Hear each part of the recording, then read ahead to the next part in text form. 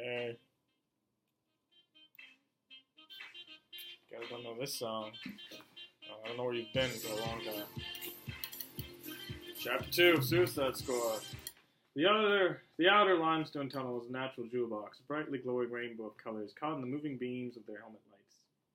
They crouched to crawl under a curtain of low-hanging limestone soda straws, then wiggled through an obstacle course of stalagmite and stalactite columns that had slowly grown and finally merged over the past million years or more.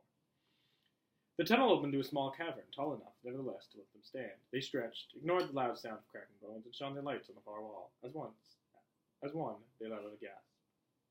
The cave of teeth, staggering in their immensity, filled the cavern as if waiting for the three of them to step between the yard-long fangs, so the jaws could snap shut and grind their bones to meal.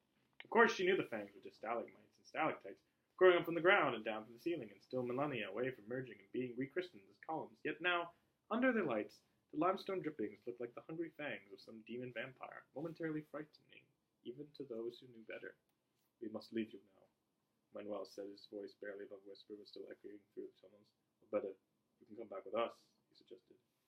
June gave him a warm hug. "I can't," she said. "I can't live with those dreams, and I sure as hell don't want to die because of them.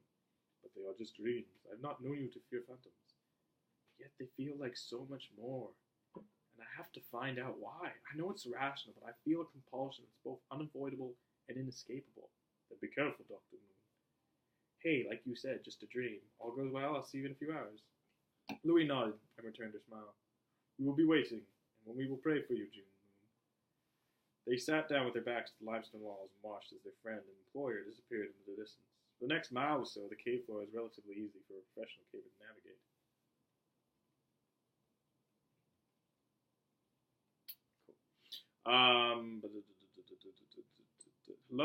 Low-hanging stalactites forced June to crawl for several hundred feet or more, but the tunnel eventually opened to a new, larger chamber. She wanted to stop and just stare at each subsequent room. All of them were crowded with unimaginable natural wonders, unseen for millennia, if ever.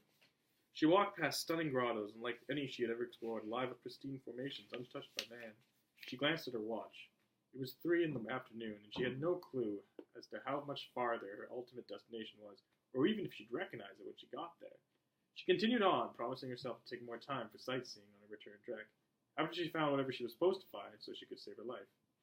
June had never been superstitious, not even during her teenage years when she was the most liable to give in to irrational fears, so why was she so consumed by threats made to her by some slutted-up dream enchantress? Sadly, all she could come up with was that these dreams felt different. The tunnel ended just over the 2 miles farther along. Without warning, she found herself facing a blank wall, with no side tunnels that would allow her to continue. Is this the wrong cave, she wondered, feeling the beginning of panic. Have I wasted all this time? June quickly took control of her fears. It's not even 4 yet.